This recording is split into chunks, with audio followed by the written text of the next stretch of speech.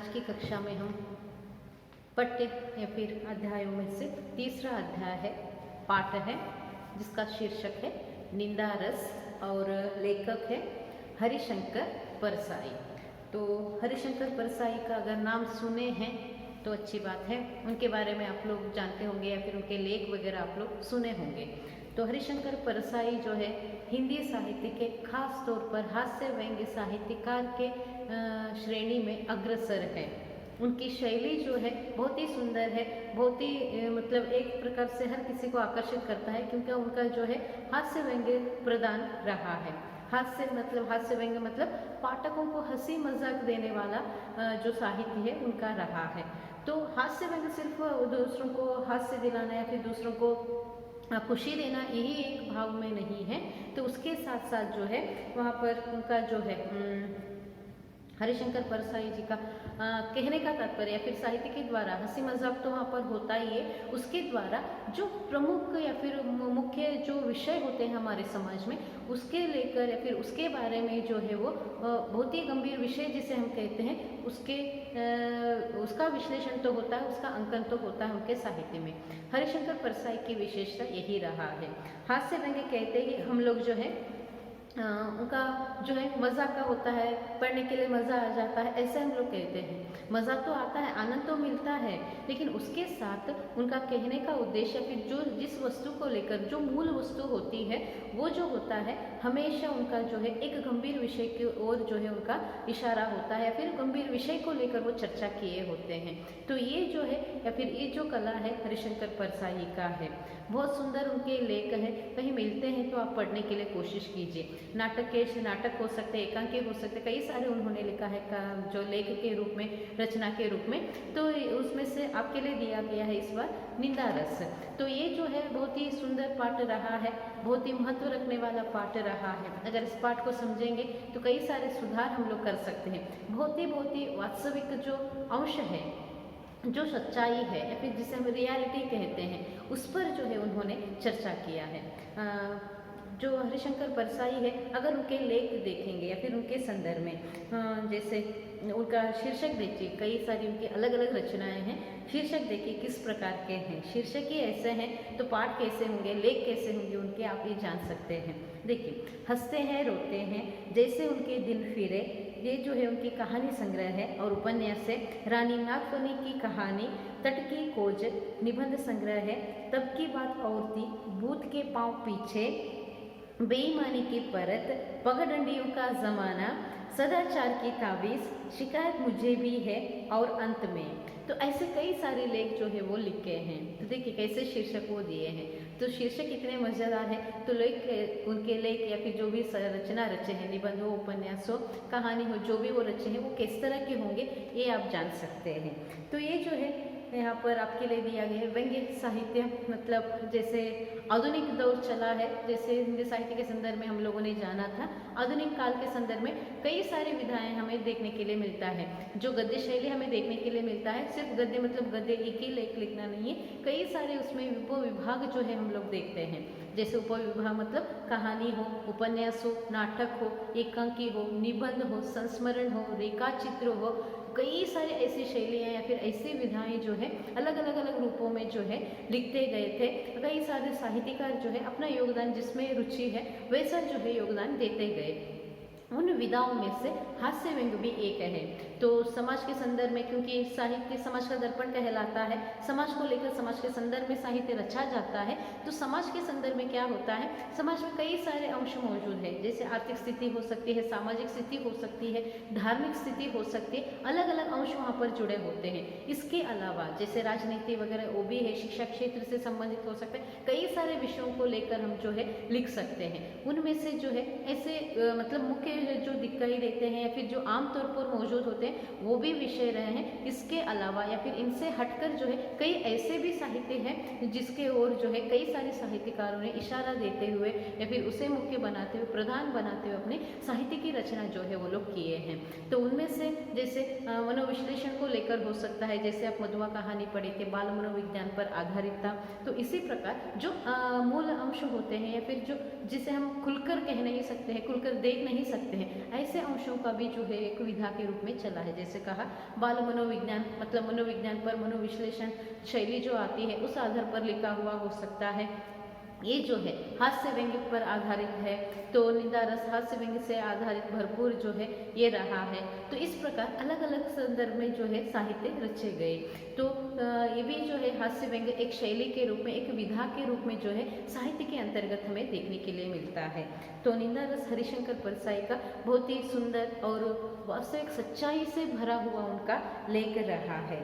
तो इसी कारण से जो है ये जो उनकी लेख वगैरह है बहुत ही प्रसिद्ध में चर्चा में रहे हैं।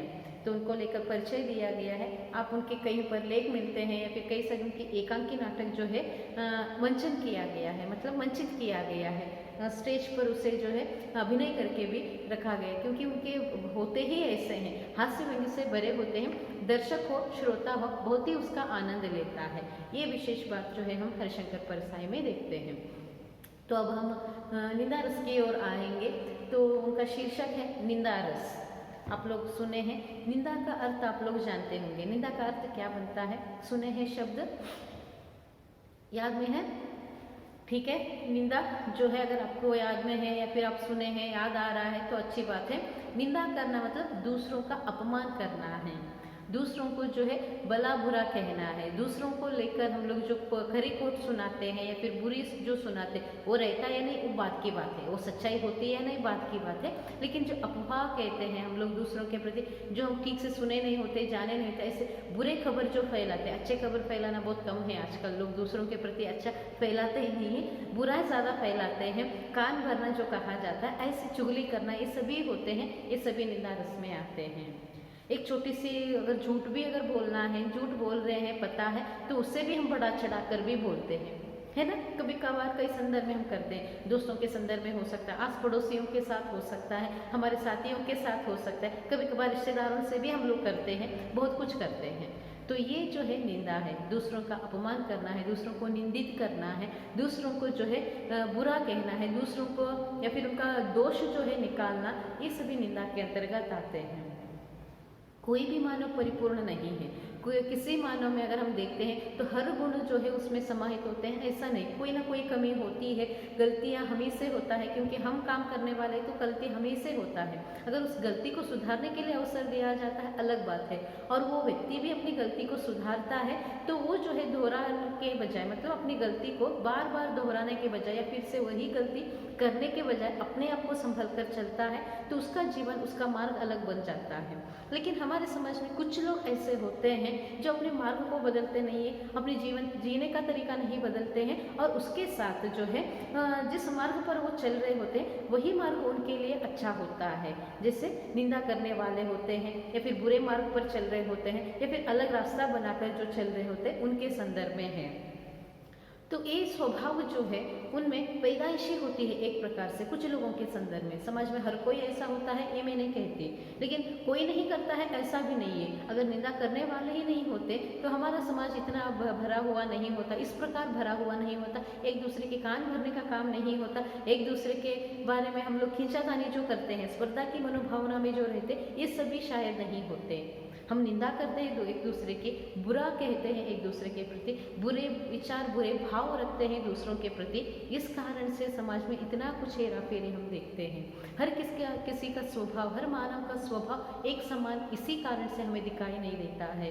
किसी को इन सभी बातें जो है, अगर किसी में दोष दिखाई दे रहा है, कोई ठीक तरह से नहीं है, काम ठीक तरह से नहीं किया है, ये सभी जो है कोई नज़रअंदाज करता है। तो कोई ऐसे भी होते हैं तो वो नज़रअंदाज नहीं करते हैं, तो वो लोग जो है वहाँ पर उसी को जो है ज़्यादा बनाकर करते हैं या फिर ज़्यादा बनाकर रखते हैं, तो उसी बात को ज़्यादा वो महत्व देते हैं। किसी में दोष दिखाई देता है तो जाकर उसी दोष को ज़्यादा बनाकर, बड़ा चढ़ाकर बनाकर जो है उसे ये कर देते हैं, अपमान कर देते हैं, उनका घृणा करने के लायक उन्हें बना देते हैं। इस प्रकार जो है कुछ लोगों का स्वभाव होता है। तो ये सारी बातें जो है हर किसी के संदर्भ में, अलग अलग संदर्भ में इसे हम देखते हैं। तो ये जो होता है इसी कारण से ही, क्योंकि मानव की मन के विचार भिन्न होते हैं, एक समान नहीं होता है। सोचने का तरीका, विचार करने का तरीका, योजना बनाना हो, दूसरों के प्रति व्यवहार रखना हो, हमारा बर्ताव हो सकता है, हमारी मनोदशा हो सकती है, मानसिक स्थिति हो सकती है, कई सारी बातें आते हैं, इन सभी के लिए कारणीभूत बनते हैं। तो यहाँ पर लेखक निंदा रस को लेकर कह रहे हैं। तो निंदा रस, निंदा के बारे में आपने जाना कि निंदा क्या होती है, एक दूसरे के प्रति अपमान करना है, दूसरों को लेकर निंदित करना है। तो निंदा रस के रूप में उन्होंने बताया है। देखिए, निंदा रस शीर्षक है, रस है, रस मतलब आप जानते हैं, रस का अर्थ जानते हैं ना, रस मतलब आप लोग आम रस वगैरह याद कर रहे होंगे, तो ये आम रस वगैरह उस संदर्भ में रस नहीं है। रस के समान जो आम रस हो या फिर नींबू का हो, जो पानीय होता है, उसे जैसे आप फलों का रस होता है, उसे जैसे आप आस्वाद करते हैं, उसका स्वाद लेते हैं, उसी समान इन भावों का भी हम आस्वाद लेते हैं। निंदा क्या है, किस प्रकार हम दिखा नहीं सकते हैं, है ना, दूसरों को कैसे दिखाएंगे। मैं एक दूसरे को लेकर अभी डांट रही हूँ, गाली दे रही हूँ, उनके उनमें जो बुराई है उसे लेकर मैं कह रही हूँ, अभी आपके सामने कुछ कह रही हूँ, अगर आप दिखाने के लिए कहेंगे तो मैं कैसे दिखाऊँ इस निंदा को, है ना, दिखा नहीं सकती हूँ मैं। और मैं जो भाव व्यक्त कर रही हूँ उस भाव को आपको भी महसूस करना है, ये मैंने भी अनुभव किया है और आपको भी इसे अनुभव करना है, मात्र इसे दिखाने के लिए नहीं होता है। तो उस रस के समान उसका आस्वाद हमें करना है, उसका स्वाद हमें लेना है, चखना है उसे। तो इस प्रकार जो भाव होते हैं रस के अंतर्गत उसे रखा जाता है। साहित्य के संदर्भ में नवरस हम लोग कहते हैं। नवरस साहित्य के लिए या फिर साहित्य रचते संदर्भ में जिस भाव को लेकर साहित्य में आता है या फिर जिस भाव को महत्व दिया जाता है, वो जो है नवरस के रूप में साहित्य के या फिर साहित्य रचने के संदर्भ में इस्तेमाल में है। नवरस जैसे आप लोगों ने सुना होगा, हास्य, व्यंग्य, श्रृंगार, भय, भीभत्स, कई सारे ऐसे जो है नवरस आते हैं। रौद्र, वीर, ये सभी जो है यहाँ पर भक्ति, ये भी रस के समान है, तो भक्ति रस कहा जाता है, वीर रस कहा जाता है, मतलब उसके साथ जुड़ना है, रौद्र रस कहा जाता है। तो ये सभी जो है रस के समान है। रस मतलब साहित्य के संदर्भ में कुछ साहित्य की रचनाएं जो है इन अलग अलग, जैसे रस बताया गया उनके अनुसार जो है साहित्य रचा जाता है। जैसे वीर रस हो सकता है, वीर रस वीर रस मतलब वीरता को दिखाना है। जैसे राजाओं के संदर्भ में है, हमारा राजाश्रय था तो राजा को लेकर जो लिखा गया था वो वीर रस में आता है। उदाहरण दे रही हूँ सिर्फ, वीर रस के अंतर्गत आता है उनका जो जिस प्रकार युद्ध हो सकता है, युद्ध जिस प्रकार उन्होंने किया, वीरावेश से हम जो शब्द का इस्तेमाल करते हैं तो उसी को लेकर जो वर्णन किया जाता है। देखिए, तो उनको देखते हैं, पढ़ते हैं, धारावाहिक रूप में भी कई सारे, राणा प्रताप को लेकर हो सकता है, पृथ्वीराज चौहान को लेकर हो सकते हैं, यहाँ पर हमारे कर्नाटक के कृष्णदेवराय वगैरह वगैरह है, मैसूर के वगैरह है, तो कई सारे लोग हैं। तो इन सभी के संदर्भ में जो है जिस प्रकार उनकी युद्ध को लेकर जब हम सुनते हैं या फिर पढ़ते हैं या फिर सीरियल के रूप में, फिल्म के रूप में जब हम देखते हैं, देखिए कैसे वहाँ पर वो भाव भरे होते हैं, तो वो भाव हम में आने लगता है, वो पैदा होने लगती है। देखिए कित्तूर रानी चन्नम्मा, जब उनकी फिल्म वगैरह देखते हैं तो वो भाव हम में आने लगता है, जागने लगता है। तो इस प्रकार साहित्य में उस रस को पैदा करते हैं। तो इसी कारण से जो है यहाँ पर रस की महत्व है। साहित्य में नवरस है, ठीक है, जो क्या कहते हैं नवरस या फिर नवरत्न उसके लिए कहा जाता है। जैसे मैंने कहा वीर रस हो सकता है, रौद्र रस हो सकता है, या फिर शांत रस है, करुण रस है, विभत्स है, अद्भुत है, कई सारे ऐसे नवरस है। तो उस रस का जो है वहाँ पर आस्वाद जो है साहित्य में हमें मिलता है। शांत रस मतलब शांत है एकदम से, पढ़ने पर भी पाठकों को लेकर हो सकता है, दिखने वालों को, देखने वालों को एकदम से शांत का भाव दिखाई देता है। उसी प्रकार जो है भक्ति के संदर्भ में है, भक्ति जो है जगाता है देशभक्ति। देखिए 15 अगस्त के दिन हम लोग जैसे देशभक्ति से पूर्ण रूप से उत्साह में आए होते हैं, पूर्ण रूप से हमें जो है वो देशभक्ति घूट घूट कर जो है वहाँ पर आ जाता है। इसीलिए जो है यहाँ पर जो साहित्य के संदर्भ में उस रस का जो पैदा करना होता है ना, वो बहुत ही महत्व होता है। पढ़ने पर हमें वो भाव आना है। देशभक्ति के गीत देखिए, देशभक्ति के गीत सुनिए आप लोग, कई सारे गीत हैं वहाँ पे देशभक्ति के संदर्भ में। जब हम लोग इससे गूंज गूंज कर कोई भाषण सुनते हैं, देखिए हमारे अंदर की भक्ति जो है जाग जाती है, हम में भी वो भाव आने लगता है, हम भी जो है वैसे ही भक्ति में लीन हो जाते हैं, है ना। या फिर भगवान की भक्ति करते संदर्भ में भगवान को लेकर भगवान की गाने सुनिए, या फिर भगवान के संदर्भ में उपासना सुनिए, उनकी अर्चना आरती करना जो भी है भगवान के संदर्भ में सुनते बैठ जाइए। देखिए हम में भी वो भक्ति आने लगती है, हम भी वैसे भक्ति करने लगते हैं। तो ये जो रस उत्पन्न करने वाला होता है, चाहे दृश्य माध्यम हो सकता है या फिर ये जो साहित्य का माध्यम हो सकता है, वो जो रस उत्पन्न करता है, तो इन रस जो है साहित्य के संदर्भ में बहुत ही महत्व रखता है। इसीलिए जो है नवरस साहित्य में हमें देखने के लिए मिलता है।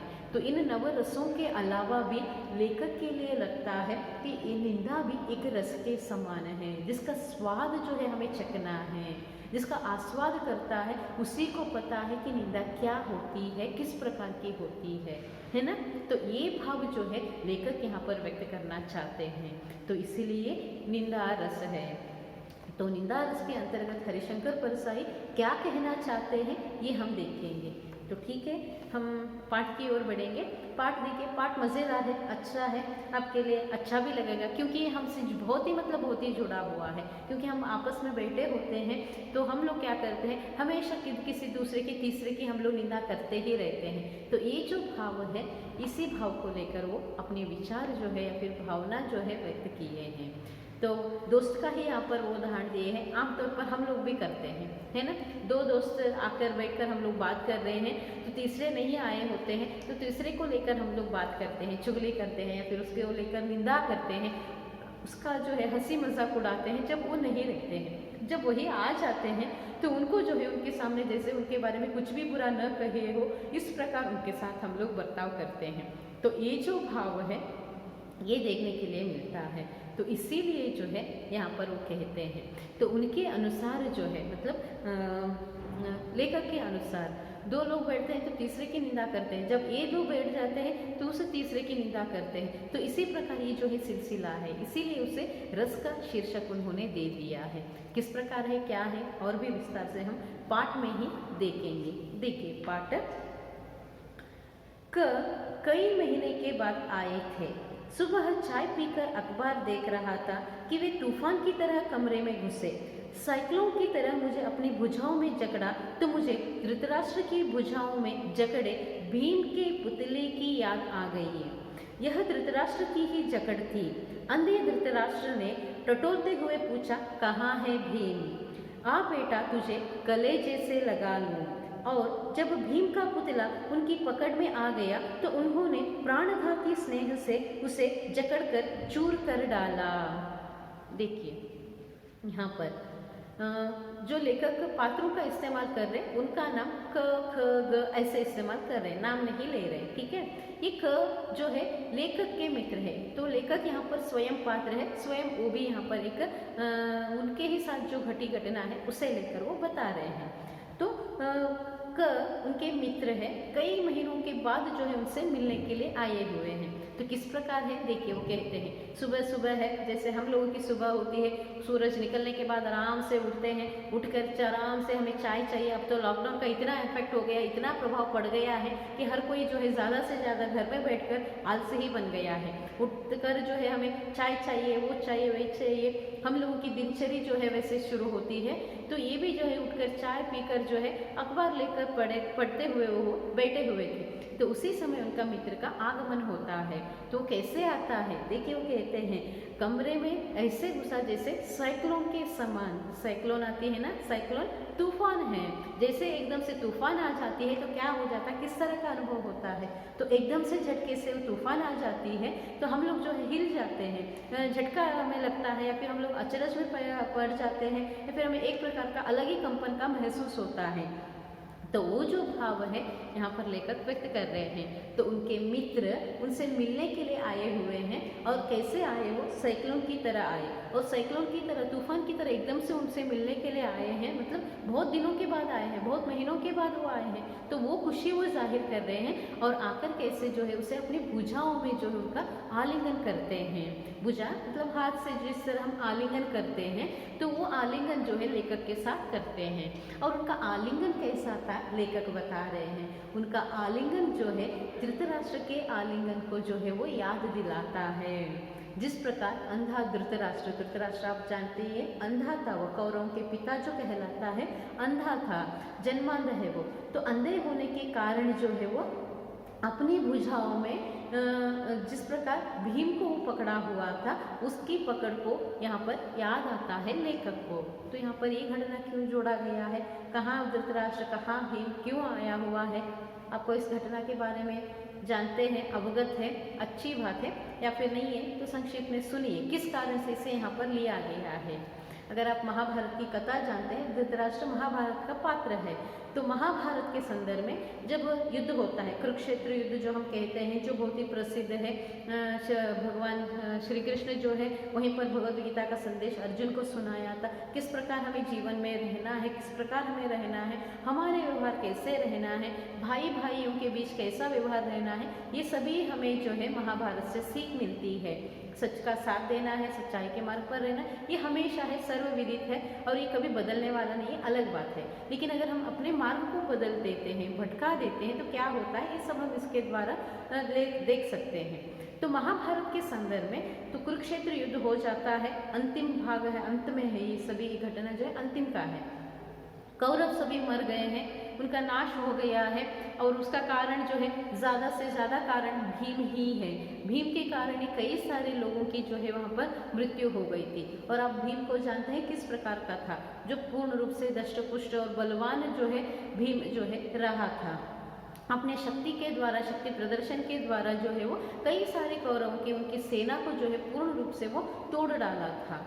तो पूर्ण कौरव नाश हो गए हैं। अब पांडव जो है उनका अभी पट्टाभिषेक होने वाला है या फिर उनको राज्यभार संभलने का है, मतलब उनकी जो है जीत हो गई है, अब उनका समय जो है आया हुआ है।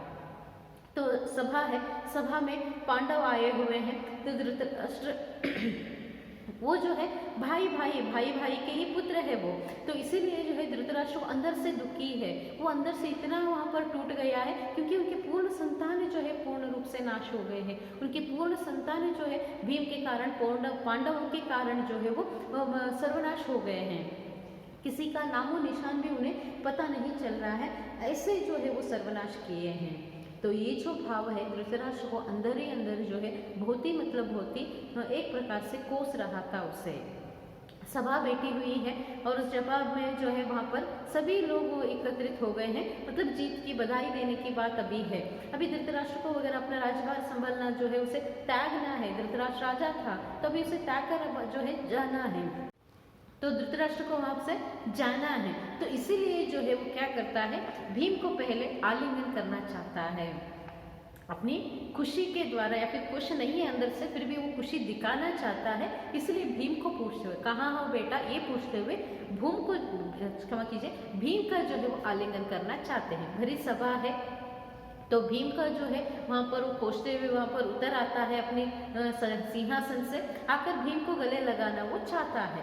गले लगाने के लिए जैसे ही आगे बढ़ता है धृतराष्ट्र, तो श्री कृष्ण क्या करता है, श्री कृष्ण सर्वांतर्यामी है, भगवान हम लोग कहते हैं, सब उसे पता था कि क्या होने वाला है। तो इस कारण से वो क्या करते हैं, जैसे धृतराष्ट्र आलिंगन करने आता उस समय भीम को भेजने के बजाय भीम के पुतले को वहाँ पर रखते हैं। तो भीम के पुतले से जो है धृतराष्ट्र का आलिंगन होता है और उसके बाद मतलब हर किसी को वहाँ पर आश्चर्य होता है कि धृतराष्ट्र के साथ श्री कृष्ण ने ऐसा क्यों किया। वो खुशी से आलिंगन करना चाहते, खुशी से वो बधाई देना चाहते, तो भीम को भेजने के बजाय गले लगाने तो पुतले को क्यों भेजा गया, ये प्रश्न आता है। तो हर कोई जो है वहाँ पर आश्चर्य से देख रहे होते हैं, कुछ ही क्षणों में उनका आश्चर्य जो है एकदम से बदल जाता है, वो हैरान हो जाते हैं सभी लोग, क्योंकि धृतराष्ट्र जिस प्रकार भीम को आलिंगन करके गले लगाकर जैसे वो पकड़ा हुआ था, तो उससे क्या हो जाता है, दो मन वहाँ पर पल भी बीते नहीं होंगे कि पूर्ण पुतला टुकड़े में बांट जाता है, टुकड़े टुकड़े जो है वो पुतला हो जाता है। ऐसी शक्ति धृतराष्ट्र में थी। वो जन्मांध था फिर भी जो है बहुत ही शूरवीर राजा था, दिखाई न देने पर भी युद्ध के लिए जाता था धृतराष्ट्र। तो हमें हमारे लिए भगवान अगर कोई कमी दिया है, किसी अंग में कमी है, फिर भी जो है उस अंग के बदले जो है अलग सा ही शक्ति सामर्थ्य जो है उस व्यक्ति के लिए प्रदान किया होता है भगवान। उसका हम सही इस्तेमाल करेंगे, अच्छी बात है। अगर हम सही इस्तेमाल करेंगे नहीं करेंगे तो हम लोग कमज़ोर हो जाएंगे या और कुछ नहीं होगा। लेकिन धृतराष्ट्र अंधा था मात्र, लेकिन बाकी सभी जो है उनके लिए खुद का काम वो खुद करता था, युद्ध के लिए जाता था। मतलब देखिए आपको उनमें किस तरह का सामर्थ्य रहा होगा। और शूरवीर राजा के रूप में ही धृतराष्ट्र जाना जाता है और उनके लिए वरदान है। उनकी भुजाएं जो है इतने मतलब इतने शक्तिशाली थे, कोई भी उनके सामने आ जाए, मतलब वो जिस तरह मल्ल युद्ध वगैरह कहते हैं उसमें माहिर है धृतराष्ट्र, तो कोई भी उनके सामने आ जाता, आसानी से उनका जो है वो सामना करता, आसानी से उसके जो है वो हरा जाता। तो इसी कारण से है धृतराष्ट्र की भुजाओं में जो है ऐसी शक्ति जो है प्रदान किया गया था। तो वो किसी को आलिंगन करता, किसी को गले लगाता, अगर जोर से अपनी भुजाओं के द्वारा उसे गले लगाकर आलिंगन करता तो वहाँ पर क्या हो जाता कि पुतला हो, व्यक्ति हो, जो कोई भी हो, टूट जाता, बिखर जाता एकदम से। तो ये शक्ति जो है धृतराष्ट्र में थी और ये बात जो है सिर्फ श्री कृष्ण को पता थी। और उस समय जो चल रहा था उस सभा के संदर्भ में, धृतराष्ट्र की मनस्थिति के संदर्भ में सिर्फ मतलब सिर्फ जो है वहाँ पर इन्होंने ही पहचाना, मतलब श्री कृष्ण ने ही पहचाना कि धृतराष्ट्र भी आगे क्या करने वाला है। तो इसीलिए वो क्या करता है, धृतराष्ट्र को भीम के सामने ले जाने के बजाय उनके पुतले के सामने ले जाता है और धृतराष्ट्र जैसे ही आलिंगन करता है तो भीम का पुतला जो है टुकड़े में बदल जाता है।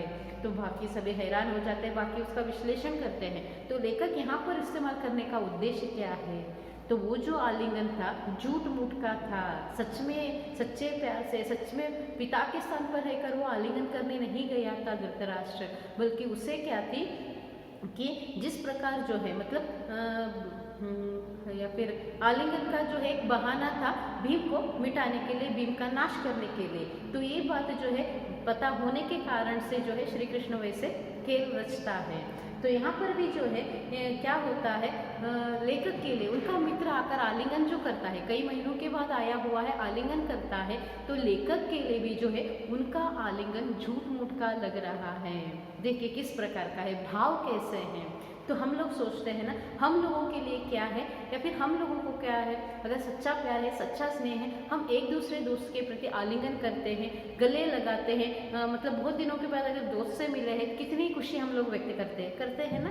तो कैसे हम लोग खुशी व्यक्त करते हैं, तो वो जो खुशी होती है तो उस खुशी के संदर्भ में जो है हम लोग या फिर हम लोगों के संदर्भ में, खुशी के संदर्भ में क्या हो जाता है, उसका महसूस दोनों तरफ एक समान है तो अच्छी होती है, अच्छी तरह से होता है। उस खुशी का हम लोग जो है आस्वाद लेते हैं या फिर उस खुशी में हम लोग भी शामिल हो जाते हैं। अगर सामने वाला हमारा दोस्त हो, जो कोई भी हो, सामने वाला उसका जो दोस्ती है या फिर प्यार वगैरह है, अगर झूठ मूठ का है तो उसका अभाव, उसका जो है मतलब उस प्यार को लेकर हम महसूस नहीं करेंगे, तो ऐसा प्यार हमारे सामने आता भी नहीं है, ये भाव है। तो लेखक वही कहना चाहते हैं। अगर झूठ मूठ का है, दिखावे के लिए हम भी दूसरों के प्रति दिखावा करते हैं, कभी कभार हंसते, मतलब हंसना है इस कारण से हम हंसते हैं दूसरों के सामने, उसका आलिंगन करना है करते हैं, मन से नहीं किए होते हैं। तो वो जो भाव है लेखक यहाँ पर महसूस कर रहे हैं। तो इसीलिए जो है उनके दोस्त का जो उनका मित्र आया हुआ है, तो उनके मित्र का आलिंगन कैसे वो ले रहे हैं कि जैसे वो उनके साथ मतलब उनका आलिंगन हो या फिर जिस प्रकार वो प्यार दिखाना चाहता हो तो वो धृतराष्ट्र के समान है। इस प्रकार धृतराष्ट्र के आलिंगन के साथ जो है वो जोड़ते हैं। तो देखिए आगे का भाग, ऐसे मौके पर हम अक्सर अपने पुतले को अंकवार में दे देते हैं, हम अलग खड़े देखते रहते हैं। क से क्या मैं गले मिला, क्या मुझे उसने समेट कर कले जैसे लगा लिया, हरगिज नहीं, मैंने अपना पुतला ही उसे दिया। पुतला इसलिए उसकी भुजाओं में सौंप दिया कि मुझे मालूम था कि मैं धृतराष्ट्र से मिल रहा हूँ। पिछले रात को एक मित्र ने बताया कि क अपनी ससुराल आया है और ग के साथ बैठकर शाम को 2-3 घंटे तुम्हारी निंदा करता रहा। इस सूचना के बाद जब आज सवेरे वह मेरे गले लगा तो मैंने शरीर से अपने मन को चुपचाप खिसका दिया और निस्नेह कंटीली देह उसकी बाहों में छोड़ दी। भावना के अगर कांटे होते तो उसे मालूम होता कि वह नागफनी को कलेजे से लिपटाए है। छल का धृतराष्ट्र जब आलिंगन करे तो पुतला ही आगे बढ़ाना चाहिए, पर वह मेरा दोस्त अभिनय में पूरा है, उसके आंसू भर नहीं आए। बाकी मिलन के हर्षोल्लास के सब चिन्ह प्रकट हो गए। वह गहरी आत्मीयता की जकड़, नयनों से छलकता वह असीम स्नेह और वह स्नेह सिक्त वाणी। तो देखिए ऐसे मौके पर मतलब लेखक को पता है, क्योंकि ये लेखक है, साहित्यकार है और उन्हें पता है, तो हम लोगों को भी आमतौर पर पता होता है कि हमारे दोस्त किस तरह के कैसे कैसे हैं, है ना। तो ये जो है भाव यहाँ पर लेखक व्यक्त करते हैं। उनका दोस्त कैसा है ये इन्हें पता था, क्योंकि उन्हें पता है कि वो धृतराष्ट्र से ही मिल रहे, मतलब ऐसे कपटी और जो बहुत ही मतलब ठीक नहीं है, अच्छे नहीं है या फिर दोस्ती के लायक नहीं, ऐसे मित्र से ही वो मिल रहे हैं, उनको पता था। इसीलिए जो है वो अपने शरीर को जैसे वो आलिंगन करता है, तो आलिंगन करते संदर्भ में संपूर्ण मन से या फिर खुशी उसी भाव से जो है जाकर वो आलिंगन नहीं किए। आया है दोस्त, उन्हें भी अभिनय करना है, इसीलिए क्या करना है, तो सिर्फ गले मात्र मिलना है, तो शरीर मात्र उनका गया है, मन से वो आलिंगन नहीं करते हैं। तो यहाँ पर कहते हैं ना, देखिए वो कहते हैं, क्या मैं उनसे गले मिला? सच में मैं गले नहीं मिला हूँ, मिलना है मजबूरी में मैंने गले मिला है उसका, मतलब उसका आलिंगन करना है, क्योंकि सामने आए उसका मन कैसे दुखी करना है, इसीलिए तो मुझे मिलना पड़ा और उसका आलिंगन वगैरह जो भी सत्कार है या फिर स्नेहता या फिर जिस प्रकार वो आत्मीय दिखा रहा था दिखावे का, उसका जो है उसे स्वीकार करना पड़ा। तो ये जो है व्यक्त करते हैं, क्यों? क्योंकि उन्हें पता है। तीसरा उनका दोस्त है, तो वो जो दोस्त है इन्होंने बता दिया है कि क ने क्या किया है, पिछले दिन ही आया है, मतलब पिछले दिन ही रात को वो आया हुआ है, आकर उन्होंने किसी और दूसरे दोस्त के साथ मिलकर उन्होंने बात किया है। तो वो दोनों बैठकर लेखक की निंदा किए हैं, बुरा बहुत मतलब बुरी जो बातें हैं लेखक को लेकर जो निंदा करनी है वो सब उन्होंने किया है रात भर बैठकर। और ये विषय जो है तीसरा व्यक्ति लेखक को बताया कि ऐसा दोस्त जो आया हुआ है ऐसे ऐसे तुम्हारे बारे में भला बुरा कह है। तो स्वाभाविक है, कोई हमारे बारे में बुरा कहते हैं तो उसे सुनने के इसमें हम लोग नहीं रहते, या फिर कोई हमें लेकर बुरी बात कहता है तो उसके प्रति हमारी भी भावना कैसी होती है वैसे ही होती है। कोई हमें दोष दे रहा है, कोई हमें इस प्रकार की बुरी बातें कह रहा है तो हम लोग भी वैसे ही रहते हैं। तो उसी समान अभी जो है लेखक की हालत थी, इसीलिए जो है वहाँ पर जाकर खुद वो खुशी से उनसे मिला नहीं था। तो इसीलिए जो है यहाँ पर वो कहते हैं, तो मैं जो है सिर्फ मेरा कंटीला शरीर जो है उनके सामने सौंप दिया था। उनके शरीर के कांटे चुभ रहे थे, कांटे थे उनके, क्योंकि इतना गुस्सा जो है अंदर से था। अंदर से एक रखकर सामने से एक भावना रखेंगे तो ठीक नहीं होता है, वो भाव जो है यहाँ पर वो व्यक्त करते हैं। तो इसलिए वो कहते हैं कंटीला देह उनके बाहों में सौंप दिया था। कंटीला मतलब कांटे जैसे थे, मतलब वो बुरी जो विचार थे या फिर बुरी तरह से उनके साथ जो व्यवहार किया गया था, इस कारण से मन उनका खुश नहीं था लेखक का, इसीलिए सिर्फ गले मिलना है इस कारण से मजबूरी में असहायक होकर गले मिल रहे थे। तो कहते हैं अगर भावनाओं को भी मतलब कहते क्षमा कीजिए, भावनाओं के अगर कांटे होते, देखिए हम भावना व्यक्त करते हैं, जो मन की भावनाएं हैं अगर उसके भी कांटे होते तो देखिए किस प्रकार का होता। तो हम जो भावना व्यक्त करते उसके भी कांटे फूल अगर खिलने वाले होते तो सामने वाले को आसानी से पता चल जाता किस तरह की भावना को हम व्यक्त कर रहे हैं, है ना। अगर उसके भी कांटे होते तो उस दोस्त को जो झूठ मूठ का दिखा रहा है, दोस्ती झूठ मूठ का वो वहाँ पर अभिनय के रूप में व्यक्त कर रहा है, उसे चुभ जाता और उसे पता चल जाता। कांटा तो आप जानते हैं ना, कांटा जो मुल्लु हम कन्नड़ में जो कहते हैं वो है, चुभने पर कैसे होता है आपको पता होगा, अनुभव में आया होगा। तो उस समान जो है उसे पता चल गया होता।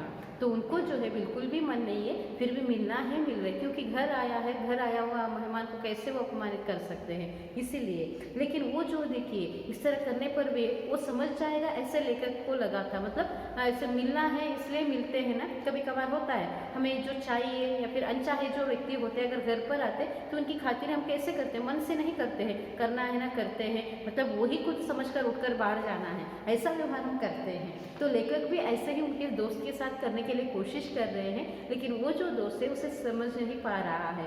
लेकिन वो जो है अभिनय में पूर्ण है, वो अपना अभिनय मतलब अच्छे से अभिनय करने वाला व्यक्ति है, इसीलिए जो है वो फिर से अपना झूठ का जो वहाँ पर अपनी दोस्ती है आगे बढ़ा रहा है। वो स्नेह से आलिंगन करता है, गले लगाता है लेखक का, बहुत ही आत्मीय भावना से उनको मतलब बातें कर रहा है, अपनी दोस्ती को लेकर याद दिला रहा है, बहुत कुछ जो है मतलब दोस्ती मतलब उन्हीं के साथ दोस्ती हो, इस प्रकार लेखक के साथ वो व्यवहार कर रहा है। तो ये जो भाव है उन्हें अलग ही मतलब अलग ही जो है लेखक के साथ व्यवहार जो चल रहा है, तो उनको जो है इस प्रकार लगता है जैसे मुझे मिलकर वो बहुत ही खुश है, ऐसा जो है वो व्यक्त कर रहा है। तो ये भाव जो है यहाँ पर हम देखते हैं। ठीक है, आगे का भाग हम फिर अगली कक्षा में देखेंगे। धन्यवाद।